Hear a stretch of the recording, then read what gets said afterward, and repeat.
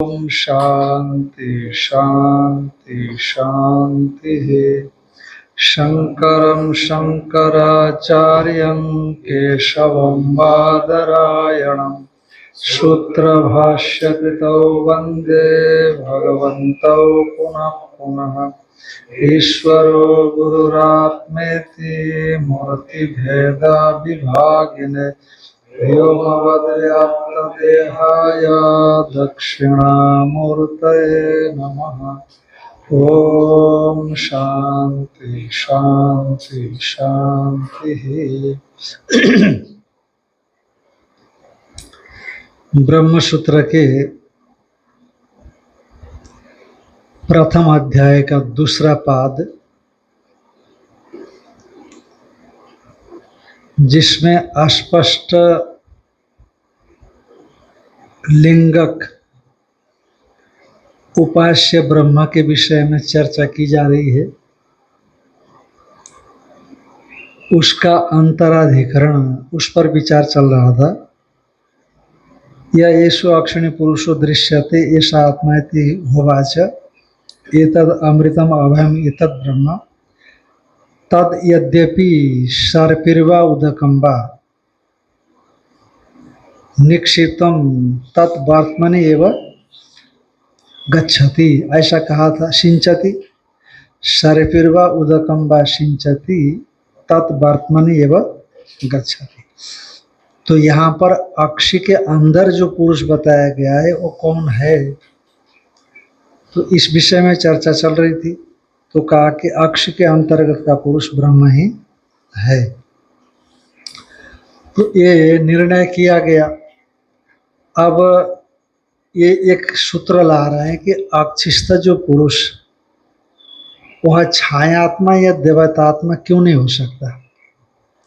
अक्षिस्थ पुरुष छायात्मा अथवा देवतात्मा भी हो। तो इस आशंका का समाधान करने के लिए इसी अधिकरण के अंतर्गत ये सूत्र ला रहे हैं।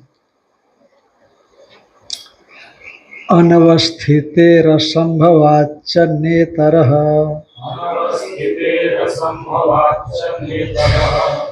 अनवस्थितेरसंभवाच्च नेतरः। जैसे आप छायात्मा को लेंगे, है ना, तो अक्षिस्थ छायात्मा को लेना पड़ेगा ना। तो अक्षि में छाया पड़ने के लिए, प्रतिबिंब पड़ने के लिए बिंब को हमेशा साथ में रहना पड़ेगा। बिंब को हमेशा सामने होना पड़ेगा, तभी अक्षि में छाया पड़ेगी ना। पर वो प्रतिबिंब का ग्राहक जो बिंब है, तो वो हमेशा रहेगा क्या किसी के आंख के सामने। तो इसीलिए उसकी अनवस्थिति होगी, हमेशा उसका वहाँ उपस्थिति होना संभव नहीं होगा। तो जब उपस्थित होना किसी का हमेशा संभव नहीं है, तो छाया तो रहेगी नहीं। तो फिर उसको आप छायात्मा का कैसे ग्रहण करोगे।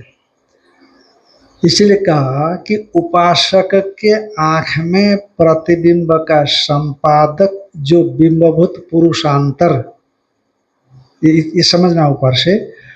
उपासक के आँख में, उपासक अपन उसकी आँख में प्रतिबिंब का संपादक जो पुरुषांतर, वो पुरुषांतर के हमेशा हमेशा अनवस्थित है। सदा उसकी अवस्थिति संभव नहीं है। कभी हो सकता है, कभी उसकी उपस्थिति नहीं भी हो सकती है। अनवस्थित होने से अक्षिस्थ पुरुष को यानी छायात्मा को यहाँ अंतर शब्द से ग्रहण नहीं किया जा सकता, एक बात।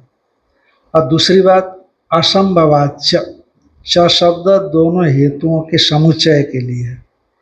और च शब्द क्या है, माने असंभवात, बात का अर्थ क्या है, का अमृतत्व अभयत्व, ये जो कहा गया ना, अमृतत्व और अभयत्व, ये छायात्मा जीवात्मा देवतात्मा में ठीक ठीक ढंग से बन नहीं सकता। ब्रह्म में तो अमृतत्वादि अभयत्वादि ठीक ढंग से बन सकता है, पर छायात्मा में, जीवात्मा में और देवतात्मा में ये आपेक्षिक अमृतत्व बनेगा नहीं, इनमें अमृतत्वादि बनेगा, पूर्ण अमृतत्वादि इनमें नहीं बनेगा। तो इसीलिए न इतरा माने, इतरा माने छायात्मा आदि, एक वचन कर लेना, छायात्मा आदि, आदि से उन दोनों को ले लेना, हाँ, देवतात्मा और जीवात्मा। तो ये न माने इतर न माने छायात्मादि न, वो अक्षिस्त पुरुष अंतर शब्द से गृहित नहीं होगा। यत पुनरुक्तम छायात्मा विज्ञानात्मा देवतात्मा वास्यात अक्षिस्थान इति, ये जो पहले कहा गया कि छायात्मा विज्ञानात्मा यानी पूर्व पक्ष के प्रतिपादन के समय में, अंतर अधिकरण में पूर्व पक्ष का कथन करते समय ये जो कहा गया कि छायात्मा विज्ञानात्मा अथवा देवतात्मा अक्षिस्त पुरुष के रूप में ग्रहण किए जा सकते हैं, ये जो कहा गया था, अत्र उच्यते। तो महाराज इस विषय में हम ये बात आपसे कहना चाहते हैं इस सूत्र के माध्यम से, का न छायात्मादि इतर यह ग्रहणम अर्हति। छायात्मा विज्ञानात्मा और देवतात्मा आदि से देवतात्मा और विज्ञानात्मा को लेना, ये छायात्मादि जो इतर शब्दवाच्य है, सूत्र में जो इतर आया कि नहीं, छायात्मादि इतर माने इतर शब्द से बोधित जो छायात्मादि है वे यह ग्रहणम नहीं अर्हति, उनका यहाँ पर ग्रहण संभव नहीं है। कहते कस्मात, किस हेतु से, का अनवस्थित है, क्योंकि वो जो छायात्मा जो जिसकी छाया पड़नी है ना, वो हमेशा हमेशा प्रतिबिंब बिंब सामने नहीं रहेगा।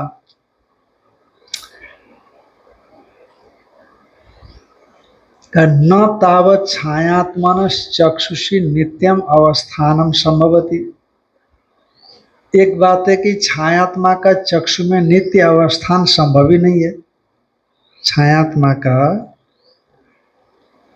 चक्षु में नित्य अवस्थिति संभव, क्योंकि छायात्मा चक्षु में तब हमेशा रहेगा जब सामने कोई खड़ा हो, पुरुषांतर खड़ा हो हमेशा, तब हमेशा छायात्मा रहेगा। और हमेशा पुरुषांतर कौन खड़ा रहेगा? पुरुषांतर मैंने मेरी आंख में छाया पड़ रही है किसी पुरुष की, तो मैं एक पुरुष हो गया हूँ, तो दूसरा पुरुष पुरुषांतर हो गया। उस पुरुषांतर का हमेशा बिंब के रूप में उपस्थिति संभव नहीं है। तो जब संभव नहीं है तो यह ऐसो अक्षिणी पुरुषो दृश्यते, ऐसा लगता है कि हमेशा ही पुरुष दिखाई पड़ता है। अक्षि में जो पुरुष दिखाई पड़ता है, ये श्रुति अक्षि में हमेशा ही पुरुष दिखाई पड़ता है ऐसा समझ करके बोल रही है। इस श्रुति का ऐसा भाव दिखता है, तो वो नहीं संभव होगा। न तावत छायात्मनस चक्षुषी नित्यम अवस्थानम संभवति, का क्यों संभव नहीं है? यदैव ही कश्चित पुरुष चक्षुराशि दति, जब कभी कोई पुरुष जिसके आंख में छाया पड़ती है उसके सन्निकट में खड़ा रहेगा, तदा चक्षुषी पुरुष छाया दृश्यते, उस काल में चक्षु में पुरुष की छाया दिखाई पड़ेगी। और अपगते तस्मिन पुरुषे पुरुषांतरे, और पुरुष अर्थात पुरुषांतर जब वहाँ से हट जाता है तो न दृश्यते छायात्मा, छायात्मा दिखाई नहीं पड़ता। और तो नहीं दिखाई पड़े तो जब पुरुष आएगा तब छाया दिखाई पड़ेगी। कभी छाया रहेगी, कभी छाया नहीं रहेगी। आत्मा का मतलब छाया स्वरूप, आत्मा का अर्थ स्वरूप होता है ना, छाया स्वरूप। पर एक बात है कि कभी हो कभी ना हो, ऐसा नहीं मानना चाहिए, क्योंकि वो पुरुष जो है ना हमेशा हमेशा आंख में है, ऐसा श्रुति बताना चाहती है।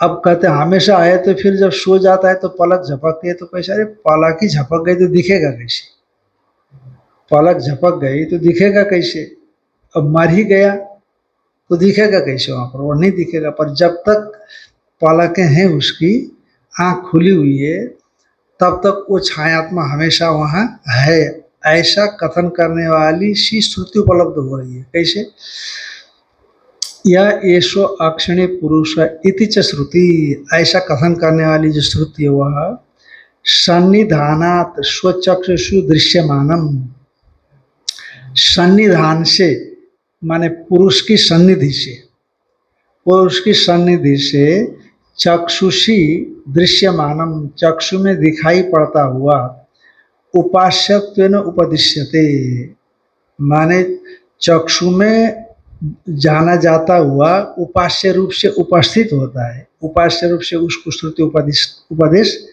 देती है। और उपास्य कभी और कभी न हो, ऐसा कैसे होगा? तो इसका मतलब है कि छायात्मा श्रुति का तात्पर्य अर्थ नहीं है जो अक्ष में दिखाई पड़ रहा है। न च उपासना काले छायाकारम कंचित पुरुषम चक्षु समीपे सन्निधाप्य उपासते तुम कल्पयितुम, का ऐसा है महाराज कि जब उपासना करने बैठेंगे ना, किसी पुरुष को सामने रखेंगे, उसकी छाया पड़ेगी, तब वो छायात्मा का उपासना, क्योंकि उपासना का प्रसंग है ना, तो छायात्मा की उपासना करेंगे, ऐसा भी नहीं कह सकते। न च उपासना काले छायाकारम कंचित पुरुषम, उपासना काल में जो छाया करने वाला, छायाकार माने बिंबभूत किसी पुरुष को चक्षु के समीप में उपस्थापित करके उपासते, उपासना करता है उपासक, ऐसा भी। अब जैसे त्राटक करते ना, त्राटक हठे योगी लोग त्राटक करते हैं, तो वो सामने मोमबत्ती जलाते हैं, 3 फुट 3.5 फुट दूर में मोमबत्ती जलाते हैं, अथवा किसी एक बिंदी को रखते हैं, अथवा ओंकार को रखते हैं आंख के बिल्कुल समानांतर। तो ऐसा भी कहते हैं वो लोग कि मोमबत्ती से में ध्यान नहीं लगाना। हाँ, मोमबत्ती में ध्यान इसलिए नहीं लगाएंगे कि मोमबत्ती धीरे धीरे धीरे पिघल करके नीचे आती है, तो आप तो यूं बैठते हो ना, फिर मोमबत्ती में आप ध्यान लगाओगे तो आपको भी ऐसा ऐसा ऐसा करना पड़ेगा, इसलिए मोमबत्ती तो ख़त्म भी हो जाएगी जल्दी। इसलिए आँख के बराबर ऐसा लगा करके फिर वहाँ पर ध्यान करना, ऐसा बोलते हैं। ऐसा मैंने कहीं पढ़ा था, रजनीश जो थे ना, रजनीश, उनको त्राटक सिद्धता बोलते हैं। वो लगातार 3 घंटे बिना पलक झपकाए बोलते थे, ऐसे सुनने में आया। पर अभ्यास से बढ़ाया जा सकता। हमने एक बार अभ्यास करते थे शुरू में, बिना पलक झपकाए 1.25 घंटा के आसपास हम पहुंच गए थे बिना पलक झपकाए। तो हमको लगा आँख में थोड़ा चश्मा लग गया, चश्मा नहीं था उस समय, तो जाकर के चेक किया तो वो क्या 0.25 ऐसा कुछ होता है ना नंबर, वैसा नंबर आ गया हमारा। तो हम फिर एक जगह योग सेंटर में गए त्राटक सीखने के लिए, तो हमने कहा हमको त्राटक सीखना है। तो उन्होंने कहा 2-3 देसी गौ का घी तैयार करो फिर त्राटक सीखना। 2-3 देसी गौ का, अब क्यों हमने पूछा भी नहीं, ऐसा जवाब दिया ना उसने, एक सेंटर वाले ने, 2-3 पहले देसी गौ का घी तैयार करो फिर त्राटक सीखना। तो वो जवाब देते समय बड़ा उदासीन भाव से जवाब दिया उसने, बहुत रुचि न रखते हुए। तो हमने सोचा कि अब त्राटक थोड़ा कठिन है, इसलिए क्या पता उन्होंने किया हो या नहीं किया हो। हमने कहा रहने तो, आँख में कमजोरी आ जाती, फिर हमने छोड़ ही दिया उसको। अभ्यास करने से धीरे धीरे बढ़ जाता है, पर एक ही चित्त को एकाग्र करने के लिए अच्छा उपाय है ये भी। बहुत ज़्यादा हो गया 5 मिनट, जिसका अभ्यास ही नहीं है वो तो आप 1 मिनट में मुश्किल हो जाता है। पर ये पंखा नहीं चला सकते आप, पंखे की हवा आती है ना अंदर, एकदम सुनसान जगह होनी चाहिए। तो ऐसी जगह पर, विशेष करके गुफा जैसी जगह हो, तो या कमरा बंद हो, तो मुझे लगता है एसी में भी कठिनाई हो सकती है। एसी का भी जो ठंडक है ना थोड़ी चुभती है, ऐसा लगता है मेरे को। तो लगातार अभ्यास करने पर पौने घंटा तक हम गए थे, फिर उसके बाद छोड़ दिए। हमने योग में बहुत प्रयास किया शुरू शुरू में, षटकर्म पूरे कर लेते थे हम, धोती, नौली, बस्ती, कपालभाति, नेति, ये सब और भी कुछ करते थे। तो कहते न च उपासना काले छायाकारम कंचित पुरुष। हाँ, तो वो हमें कर त्राटक में सामने रखा जाता है ध्यान करने के लिए, आंख ऐसे लगातार आप देखते रहते,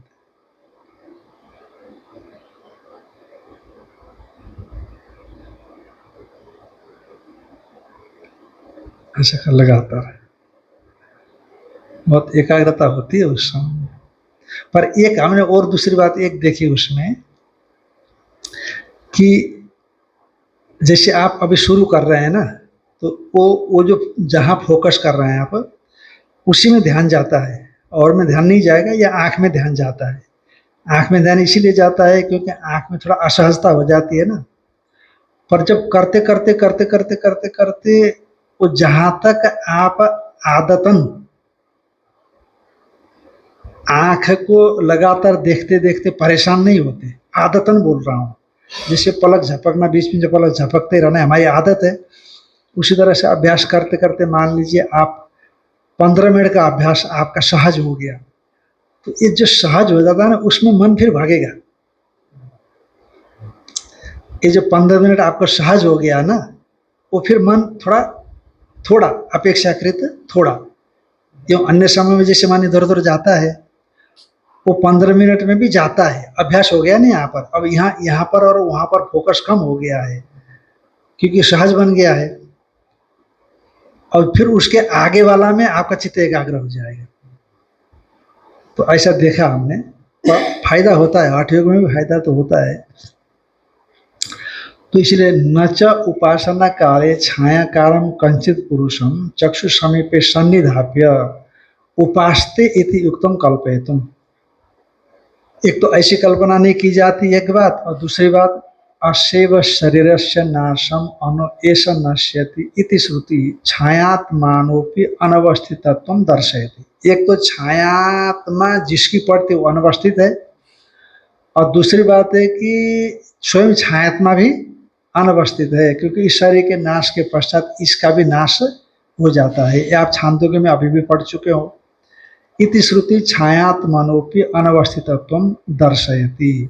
और दूसरी बात है असंभवाच्य, अंतर पुरुष को छायात्मा मानना संभव ही नहीं है। क्यों?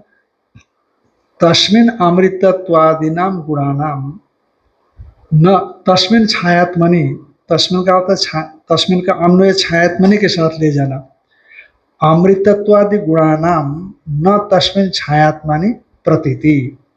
उसे छायात्मा में अमृतत्वादि गुणों की प्रतीति नहीं हो सकती। तथा तो विज्ञानात्मा में हो सकता है, छायात्मा में अनवस्थित होने से, असंभव होने से छायात्मा को अंतर पुरुष के रूप में आप ग्रहण नहीं कर रहे हो, तो फिर विज्ञानात्मा या देवतात्मा को ले सकते हो। तो कहते तथा विज्ञानात्मनोपि साधारण कृष्ण शरीरेन्द्रिय संबंधे सति चक्षुषी एवं अवस्थितत्व वक्तुम न शक्यम। और जो विज्ञानात्मा है वो भी साधारणतया कृष्ण शरीर इंद्रिय संबंधे सति, संपूर्ण शरीर और इंद्रिय के साथ उसका जब संबंध है तो फिर चक्षु में अवस्थित है, ऐसा बताना युक्ति संगत नहीं होता। का ब्रह्म का भी तो नहीं होगा। कहते ब्रह्मणस्तु व्यापिनोपि, ब्रह्म कैसा है? व्यापी है, क्योंकि जीव का मतलब ही होता है उपाधि से विशिष्ट, उसकी उपाधि तो पूरे शरीर व्यापक है, इसलिए एक देश में आपको कहना उचित नहीं है।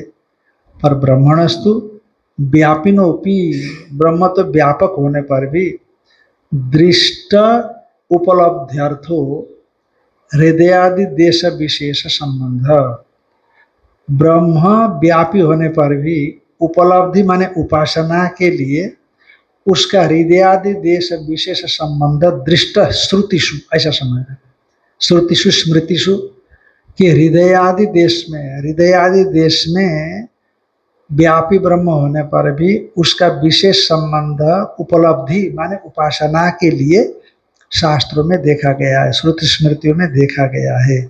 इसलिए ब्रह्म को तो एक देश विशेष में भी माना जा सकता है, भले ही ब्रह्म व्यापक हो।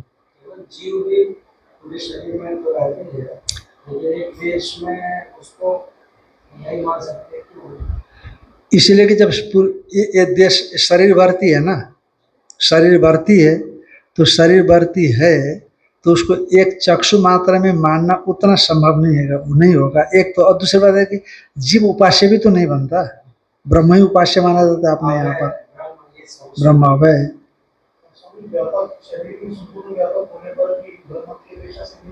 न्यून है,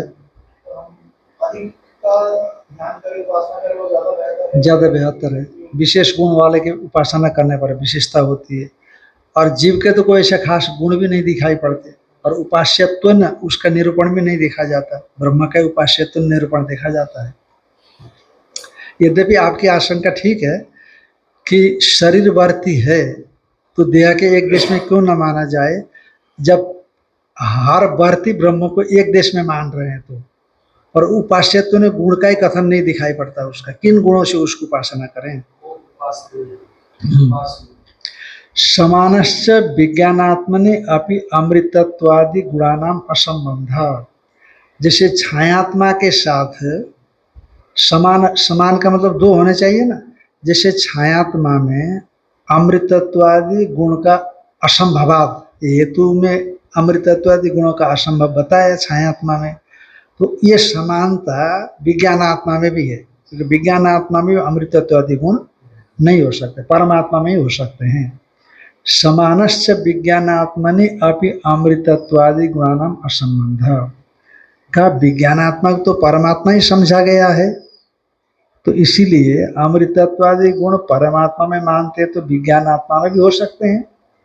का यद्यपि विज्ञानात्मा परमात्मनो अनन्य एवं, यद्यपि विज्ञानात्मा परमात्मा से, विज्ञानात्मा माने जीवात्मा, यद्यपि जीवात्मा परमात्मा से अभिन्न ही है, तो अभिन्न है तो फिर विज्ञानात्मा में परमात्मा के अमृतत्वादि गुण जैसे माने जाते हैं वैसे विज्ञानात्मा में मान लीजिए।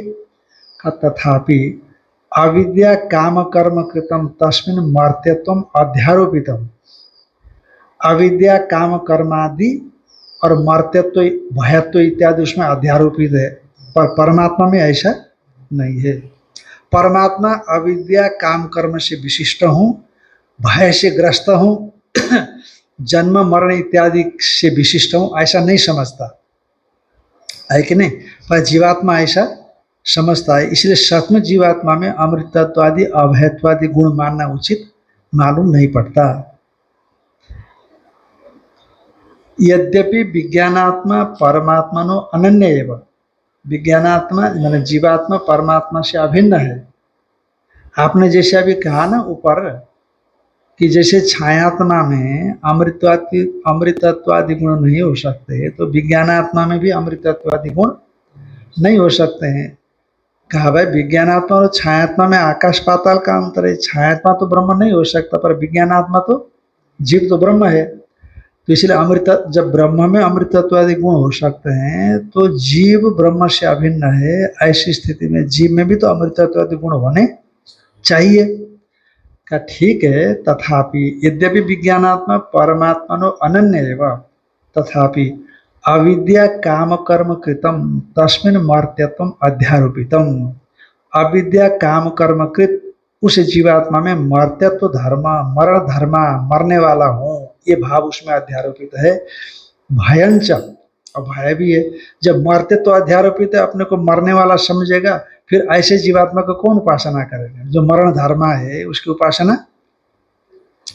इसलिए अमृतत्व अभयत्व नोपपद्यते, मर्त्यत्व है तो अमृतत्व नहीं बनेगा, और भय अध्यारोपित है तो अभयत्व नहीं बनेगा। संयत वामत्वादयश्च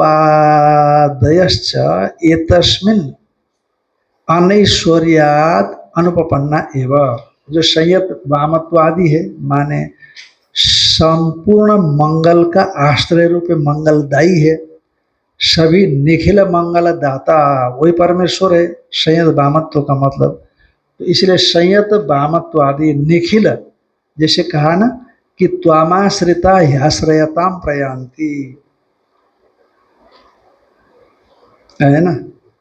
श्वेता हर हाँ, स्वस्थ श्वेता मते मते वसुभान जगासी दारिद्र्य दुख विद्या समस्ता स्तव देवी भेदा स्त्रिय समस्ता सकला जग सुने, वो भी नहीं है।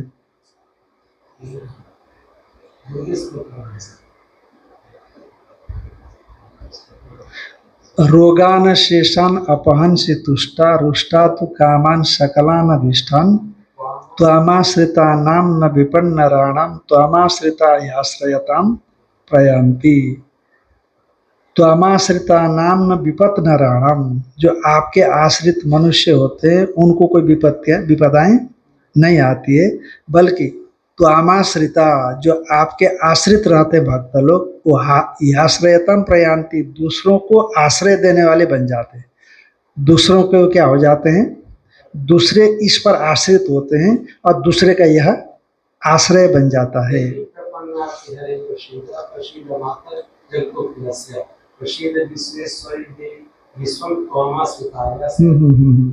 रोगान शेषम देख लेना आप। तो संयद वामत्वादयश्च एतस्मिन् अनैश्वर्याद अनुपपन्ना एव। ये जो संयद वामत्व है, संयद वामत्व से वामनित्व भामनित्व को भी ले लेना। संयद वामत्व वामनित्व भामनित्व इत्यादि जो विशेष विशेष गुण वहाँ बताए गए हैं, जहाँ पर शांडिल्य विद्या में संभवतः उपकौशल विद्या में ये उपासना आई हुई है। तो एतस्मिन इस जीवात्मा में अनैश्वर्यात ऐश्वर्य गुण से संपन्न न होने से अनुपपन्ना, ये संयद वामत्वादि इस जीवात्मा में संभव नहीं होंगे, जबकि संयद वामत्वादि से विशिष्ट उसी चौथे अध्याय में ही उपकौशल विद्या ही तो है वो भाई। येषु अक्षरे पुरुषो दृश्यते ऐसा आत्मा ते होवाच एतद् अमृतम अभयम एतद् ब्रह्म तदेति सर्पिर्वा उदकम वा सिंचति तत् वर्तमनि व गच्छति। ये जो उपासना उपकौशल विद्या ही है, कल चर्चा हुई थी। तो कहा कि उसमें जो बताए गए संयत वामत्व आदि उसी के आगे आता है, जहाँ तक मेरे को ऐसे विश्वास है। हाँ, तो इसलिए संयत वामत्व भामनित्व वामनित्व इति एतस्मिन् जीवात्मनि विज्ञानात्मनि, इस विज्ञानात्मा में अनैश्वर्यात ऐश्वर्य से विशिष्ट न होने की वजह से इसमें अनुपपन्ना है वह, जबकि वहाँ उन गुणों से उपास्य की उपासना बताई गई है और ये जीवात्मा में ये गुण संभव नहीं है, इसीलिए वहाँ जीवात्मा का ग्रहण नहीं किया जाना चाहिए। तो देवतात्मा को ले लो ना, देवतात्मा मजबूत होता है, बड़ा होता है, सामर्थ्य संपन्न होता है, ऐश्वर्यशाली होता है। कहा देवतात्मनस्तु रश्मि भी रेशो अस्मै प्रतिष्ठित इति श्रुतेर यद्यपि चक्षुषी अवस्थान स्यात् तथापि आत्मत्वं तावत न समवति पराग रूपत्वात्। कहा देवतात्मा आदित्य, देवतात्मा का मतलब यहाँ विशेष करके आदित्य को लेना, क्योंकि छांदोग्य में आप एक जगह पढ़ चुके हो कि आदित्य से किरणें निकलती है और रश्मियों के माध्यम से आदित्य हमारे नाड़ियों में प्रवेश करता है, फिर नाड़ियों से बाहर चला जाता है रश्मियों के माध्यम से। ये बातें आई थी वहाँ पर श्रुति में। तो देवतात्मनस्तु आदित्यस्य, देवतात्मा जो आदित्य है उसका रश्मि भी एषो अस्मिन् प्रतिष्ठिता, माने एषो आदित्य रश्मि भी, रश्मियों के सहयोग से जब शरीर व्यापक है तो चक्षु में भी चला जाएगा कि नहीं। तो कहते हैं अस्मिन माने चक्षुषी प्रतिष्ठित है, चक्षु में प्रतिष्ठित है, रश्मियों के माध्यम से आदित्य चक्षु में प्रतिष्ठित है, ऐसा कहा गया है। तो इसलिए जो यह एषो अक्षिण पुरुषो दृश्यते आप कहते हो, अक्षि में जो पुरुष ऐसा कह रहे हो आप, तो अक्षिस्थ पुरुष, अक्षि में रश्मियों के सहयोग से आदित्य का प्रवेश होने से अक्षिस्थ पुरुष आदित्य रूप देवतात्मा लिया जा सकता है। देवतात्मा को अक्षी में कैसे मानेंगे आप? तो ये आशंका होने पर भगवान भाष्यकार ने उस आशंका का निवारण करने के लिए ये श्रुति को उद्धृत किया कि देवतात्मनस्तु रश्मि भी येषु अस्मिन् प्रतिश्रुति श्रुते, इस श्रुति से देवतात्मा का यद्यपि चक्षुषी अवस्थानम स्यात्, देवतात्मा का चक्षु में उसकी अवस्थिति हो सकती है, तथापि आत्मत्वं तावत न संभवति, यह येषु अक्षिणी पुरुषो दृश्यते ऐसा आत्मा इति होवाच। आत्मा शब्द कहा कि नहीं? आत्मा तो प्रत्यक रूप होता है। आत्मा क्या होता है? प्रत्यक रूप। और आदित्य पराक रूप है। पराक माने बाहर। पराच कामान अनुयंति बाला ते मृत्युर्यांतिर्विततस्य पाशम अथ धीरा अमृतत्व भजंत। आया कि नहीं आया कठोपनिषद में? पराच कामान, पराक माने बहि, अंचंति गच्छन्ति इति पराक ते पराच। पराच कामान एक कठोपनिषद में, पराच कामान अनुयंति बालास्ते मृत्युर्यांति विदतस्य पाशम अथ धीरा अमृतत्वं भजंत ध्रुवम अध्रुवे सुहन प्रार्थयन्ते। कोई ध्रुव की प्रार्थना करते हैं, अध्रुव में अनित्य में नित्य की प्रार्थना करते हैं, उसको चाहते हैं। अशरीरम शरीरेषु अनवस्थे सोवस्थितम महांतम विहुमात्मान मत्वा धीरो न सोचती। वही कठ में आया, अशरीरम शरीरेषु अनवस्थे सोवस्थितम। अनवस्थेषु शरीरेषु, जो चंचल है, अनित्य है, विनाशी है, मर्त्य धर्मा है, ऐसे शरीरों में जो अशरीर है और हमेशा हमेशा रहने वाला है। अशरीरम शरीरेषु अनवस्थितेषु अवस्थितम, वो अशरीर में अशरीर भाव अवस्थित है। कोई क्या है? तो वो जीवात्मा है। कितना स्पष्ट श्रुति कहती, देखो, अशरीरम शरीरेषु अनवस्थेषु अवस्थितम। अनवस्थेषु शरीरेषु जन्म जरा मृत्यु इत्यादि से ग्रस्त अनवस्थित चंचल विनाशी इस शरीर में अशरीरम अवस्थितम, अशरीर जो परमात्मा भाव है वो अवस्थित है। कहीं यहाँ तो जीवात्मा है, चेतन छोटा सा है। कहते वही जो अशरीरम जो अवस्थित है वही क्या है? महानतम, वही महानत है, विभु है, आत्मा है वो। मत्वा, उसको ज्ञात्वा न सोचती, कोई चिंता नहीं करता। शोकोपलक्षित यावत द्वंद्व से विनिर्मुक्त होता है। तरति शोकम आत्मविद इत्यादि श्रुति कहती है। तो इसलिए चक्षुषी अवस्थान से तथापि आत्मत्व तावत न संभवती, इसलिए आदित्य में आत्मत्व संभव नहीं होगा। क्यों नहीं होगा? कहते पराग रूपत्वात्, वो पराग रूप है, बाहर का स्वरूप है। अमृतत्वादयोपि, आत्मत्व तो आदित्य में नहीं बना, परंतु अमृतत्वादि तो बन सकते हैं। कहते अमृतत्वादयोपि न संभवंती, अमृतत्वादि भी संभव नहीं होती। क्यों?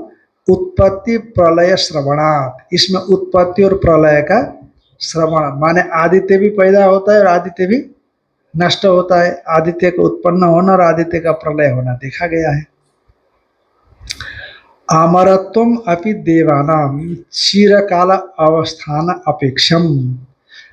अब यदि देवताओं का को अमर कहोगे आप, अमृतत्व अभयत्व बताया ना, तो आदित्य में तो अमृतत्व रहेगा, क्योंकि देवताओं के पर्यायवाची शब्द में अमरत्व आता है। अमरा, निर्जरा, देवा, हाँ, जो अमर कोश है, जो पर्यायवाची शब्दों का संग्रह है, उसमें आता है। देवताओं का नाम बताइए, कहते अमरा, निर्जरा, देवा, ऐसा आता है। मैंने कंठस्थ देखा था, बहुत दूर तक याद नहीं अब।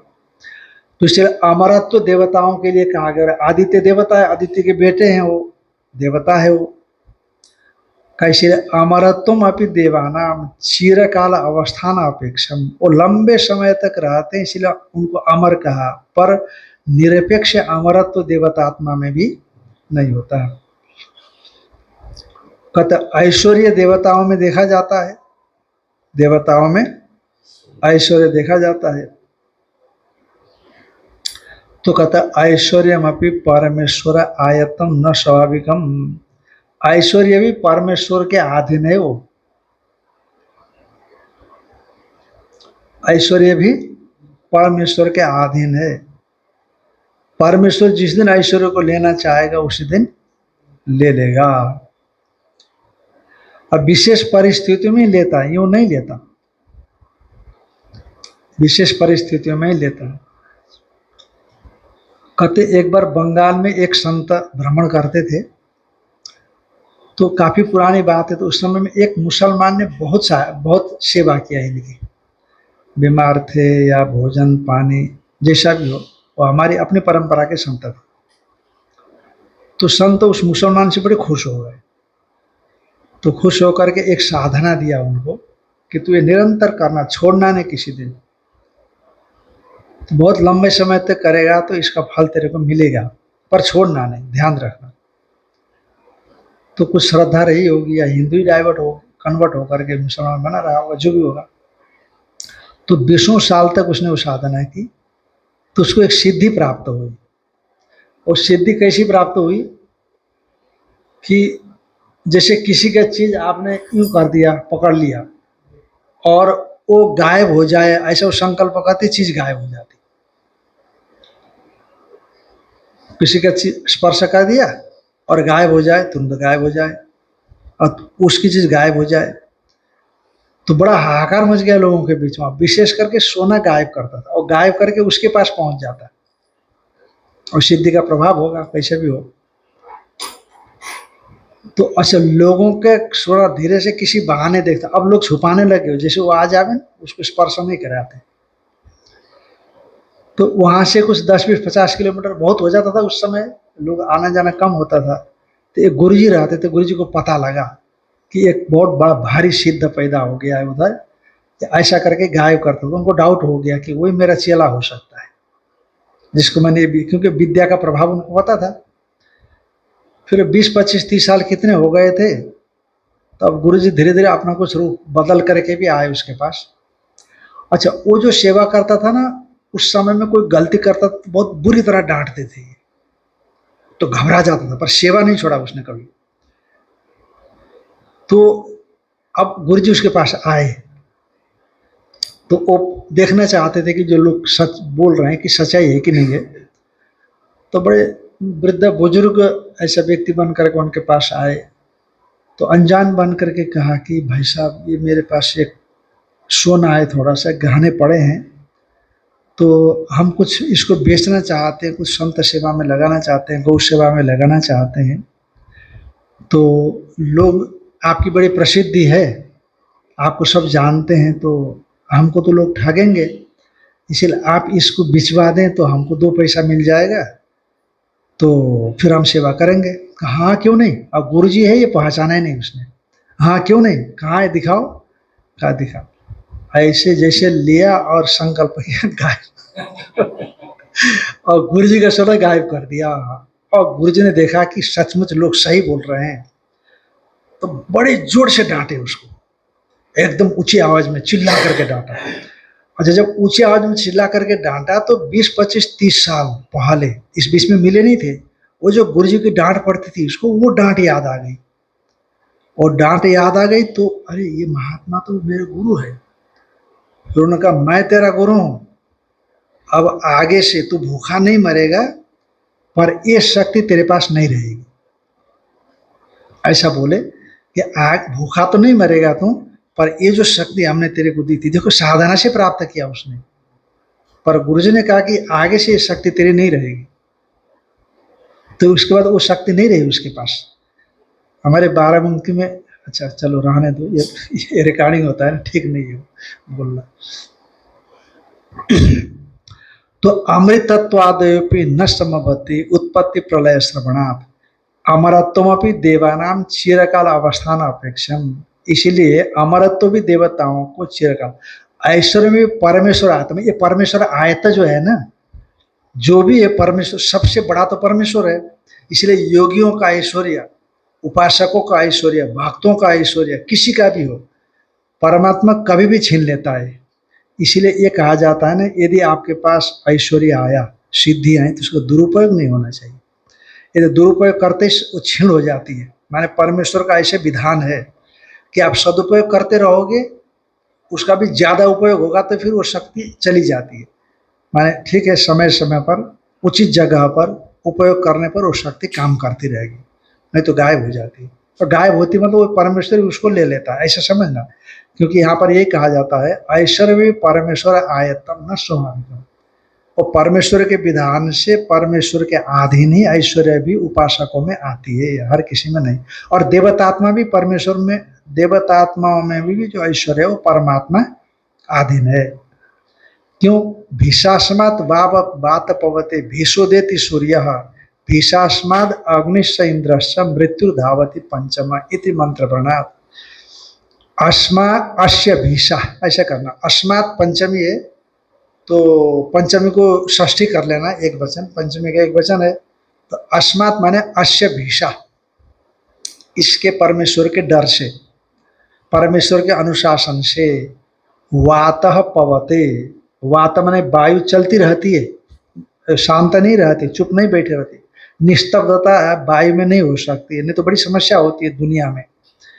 और भीषो देती सूर्य, और उसी अश्य अस्मात् अश्य भीषा, इस परमात्मा के भय से सूर्य उदेती, सूर्य निरंतर, सूर्य भी तो एक लोकपाल विशेष है ना, तो कभी सूर्य प्रमाद कर दे? कहते नहीं, कर नहीं सकता। परमेश्वर के भय से हमेशा अपने कार्य में जो क्रियाशील रहते हैं। भीषास्माद अग्निश्च इंद्रश्च, और अश्य परमात्मा ने भीषा, इस परमात्मा के भय से अग्नि और इंद्र भी अपने अपने कार्य करते रहते। तो चार को बताया, वातः, सूर्य, अग्नि, चंद्र, और पांचवा पंचमा माने पंचानाम पूर्णम इति पंचमा, पंच संख्या की पूर्ति करने वाला।